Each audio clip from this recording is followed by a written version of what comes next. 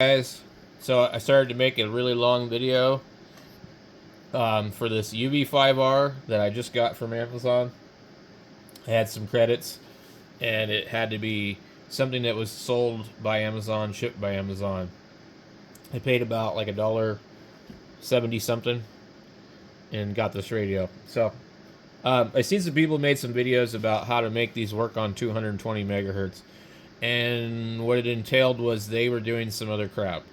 They were downloading BAOFENG software, which is really bad. So anyway, we're in Chirp right now. We just read the radio using the Radiotity UV5RX3.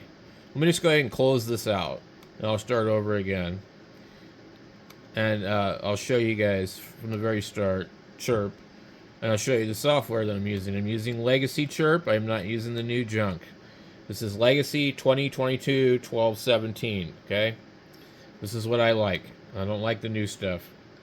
So go into radio, download from the radio, we go to Radiotity, and select the model UV5RX3. The X3 means tri-bander, okay? Click OK. It's reading the radio. You will need to make a couple of changes in the settings in the software, and yeah, I don't know how well the radio performs on 220. I seem to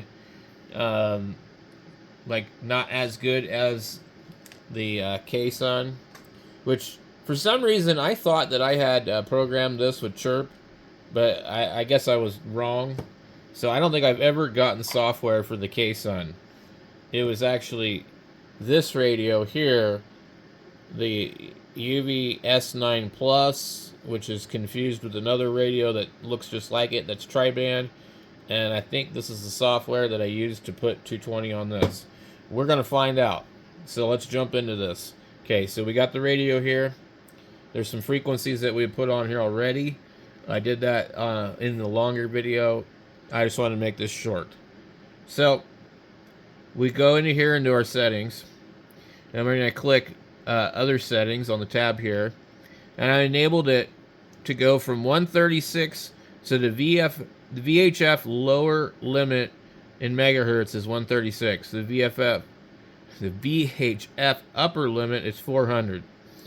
The lower UHF I set for 400, and the upper I set for 600.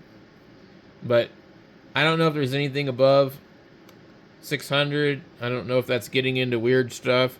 I'm going to put that back down to 520 just because I don't know. And that's usually the limit of what people have. So once you've done that, then you go back into the memory tab, and then you can start putting things in here. So you 2 meters, 440. Also, if you haven't done this before, like, you go to, you read the radio first. You have to read the radio first, okay? And then you'll go into a radio, import from data source. This is where the new stuff is different. Query from data source, import from stock configuration. So here you can go in here and add your NOAA weather, marine, railroad, U.S. calling frequencies, FRS, GMRS, marine, MERS. You can click on that and it'll put it in there for you. So what I like to do though is I like to go and grab some basic repeaters, and I believe that's just this query data source here. Then we go to repeater book, and you can do a political query or a proximity query. And I'm going to do political because what that means is that I can like select my state and my county. I have no idea why it says Oregon, Arizona. Arizona, county, it'll say all. I'm in Yavapai County. Let me go in here. and I got 2 meters. You click on that, and what it will do is it should show up right next to it in this tab. And then you'll click on that, and you can take those and I don't know if you can write them to the radio like that or not. We have stuff on the other one. So what I want to do is I'm going to close that, and I go back over here and do this the other way. So import from data source, okay?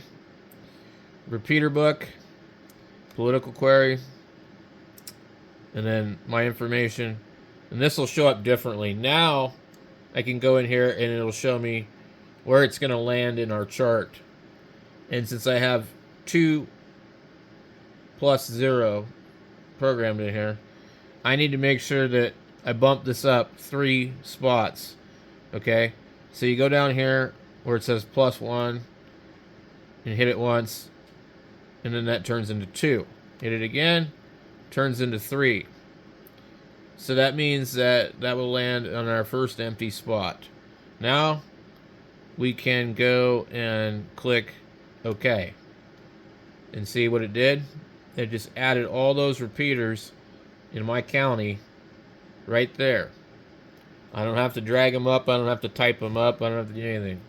And then now I can go in here and do the same thing again. Import from data source, repeater book.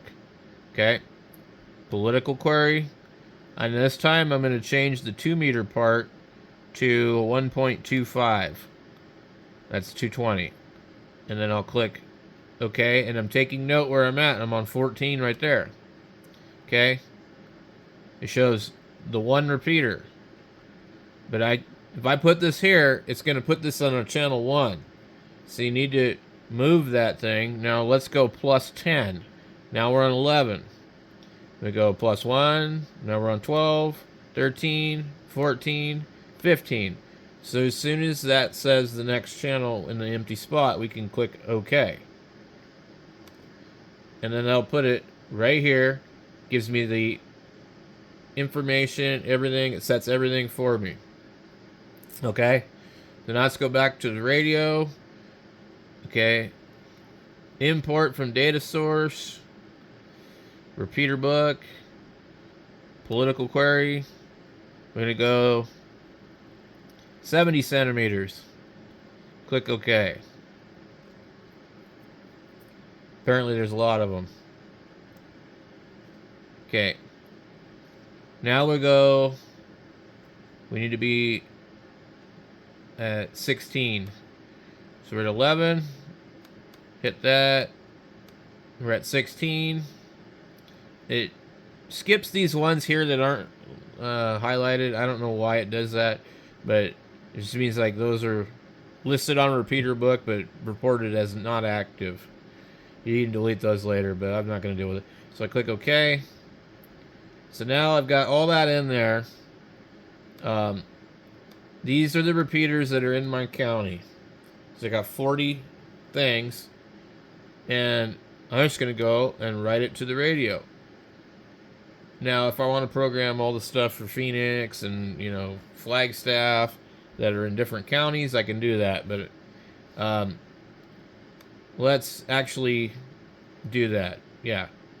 Because I do use the Flagstaff stuff. So we'll go over here, import data source, repeater book, political. We'll go, what are they? They're Coconino County. Okay. We'll click OK for 70 centimeters. And we need to start at channel 40. So 2, 3, 4. So you got like the +100, the +10, the +1, -1, -100. All these settings down here to adjust your numbers automatically without having to change each one. Took me a while to figure that out. So it looks like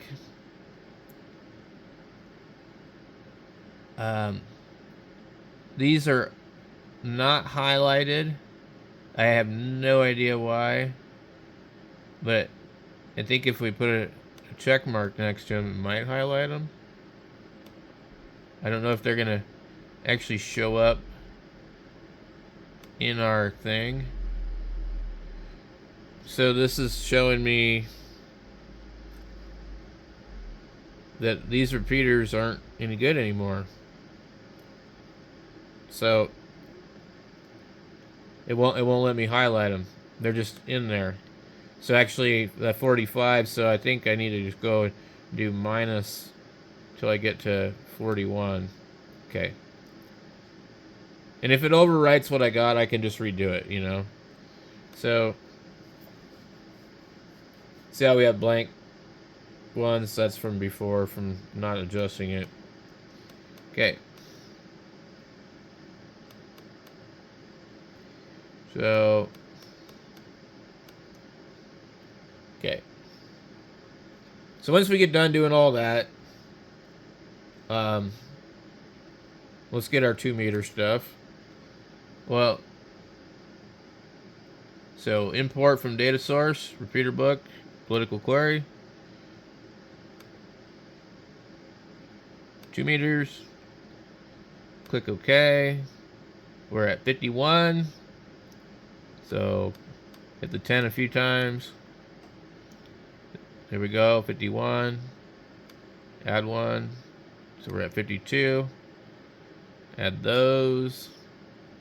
And you got to keep scrolling down to check once you start filling this up to figure out where you're at. So now we're at 58. And then we're going to check and see if there is any 220 stuff. Import from data source, repeater book, political query. Select 1.25. Click OK. There is apparently one on Mount Eldon in Flagstaff. So we need that to be number 59. Okay. So we're at 61. Just use the negative one. There we go. Okay. And we're ready to go and write this to the radio. We'll click here, upload to the radio. Click OK. It's uploading to the radio. So now you'll have a UV5R with all your 2-meter stuff, all your 440 stuff, all your 220 stuff, and anything else that you want to put in there. And literally just throw it in the glove box of your vehicle, and if there's ever an emergency, you've got a radio that's got everything that you need.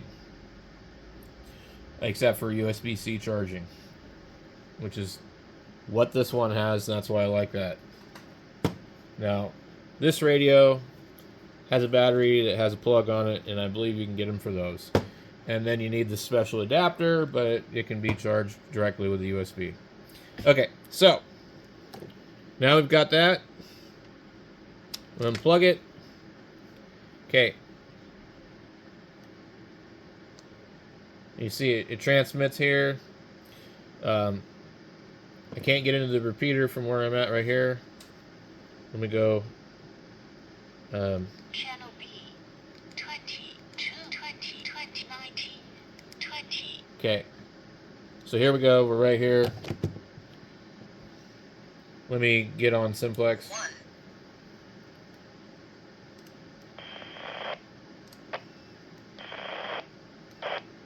It's acting funny. KG7HVR.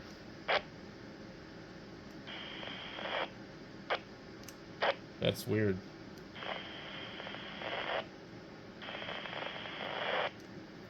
It's like it doesn't want to overcome the squelch. Or maybe I'm not on the right frequency. I think I'm not on the right frequency. Yeah, I'm on the repeater. 21, 20, 19, 18, 20, 20, 20, 20, 24, 100, 1, 2. There it is. Okay. KG7 HVR testing 1, 2, 3, 4. Okay, now we'll put this one right here. KG7 HVR test 1, 2, 3, 4. 1, 2, 3, 4. 1, 2, 3, 4. Crank up the volume a little bit. And I got that one up all the way right there. So that's what it sounds like.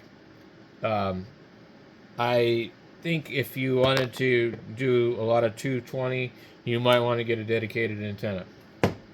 So, but UV5R, $18, $19, $20 on Amazon. Get it the next day.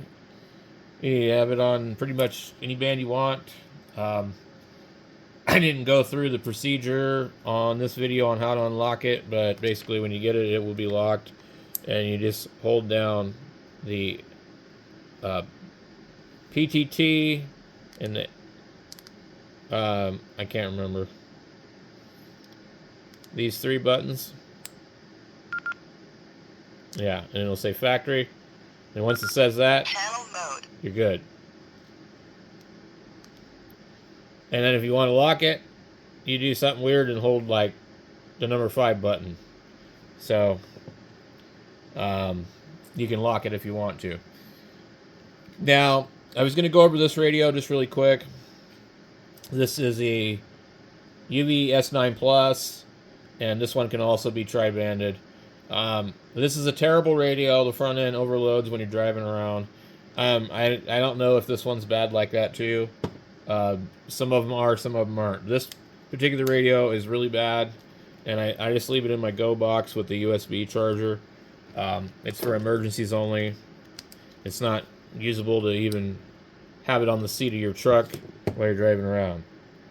So, but it will do 220, and I believe, if I'm not mistaken, that the same software works on this one.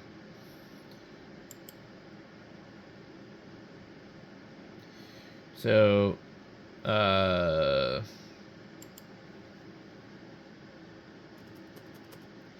me save this really quick, and then I'll go in here and see if this actually will read this radio. I think this is what I used. So you see right now, it's reading the radio. So, I believe there's several softwares on Chirp that will work on this radio. Procedure is very similar to what we did with the UV5R. This is really just a UV5R, more or less. Okay, so let me close these. No. Okay. Let me close this. Let me read the radio again, just so I can start over.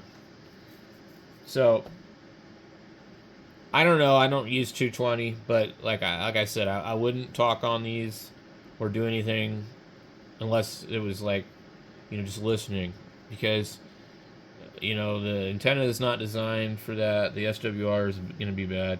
So here is this radio. It's got MERS, FRS, GMRS. This is my emergency radio. So basically, the only thing on this radio is MERS, FRS, GMRS, the 2 meter calling frequency, the 220 calling frequency, and the 70 centimeter calling frequency. I don't even have repeaters in here, which I should do. So while we're here, I could just go into here and actually just grab the entire list, and I can show you guys how to do that, and just add it to this from channel 56 on up. So let's go here and open, I think I can do it, open our file that we just saved. Open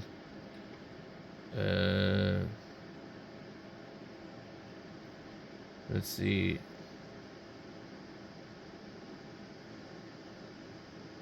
Okay, it should be I put a bunch of X's after the end of it, and I don't see it.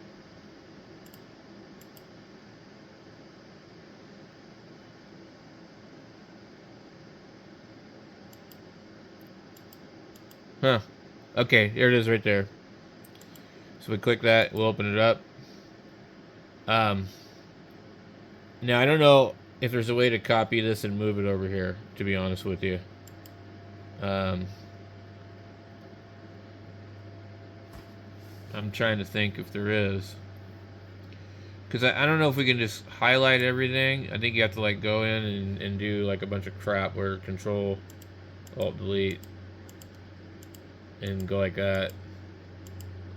So, but rather than do all that, like, I'll just do the rest of everything the way I did it before, and just it'd take a couple of minutes, but it's going to be faster than doing this. This is going to be ridiculous. Unless I just want to take this and completely, like, you can take this and write this to your radio, the whole thing, but then I'll wipe out all the other stuff in the first bunch of channels. But basically, all the numbers are wrong. So, yeah, it's kind of like that. They need to make a better software. I'm sure probably like stuff like the what's that, RT system is probably a lot easier than this. But you know, this is better than doing everything by hand. So yeah, I guess that's it for this video. If you have any questions, leave a comment down below. And yeah, this is the easiest way to add 220 to this radio. I don't know what other ones it works with, but I'm going to guess that pretty much most of these variants it'll work with. So thanks for watching.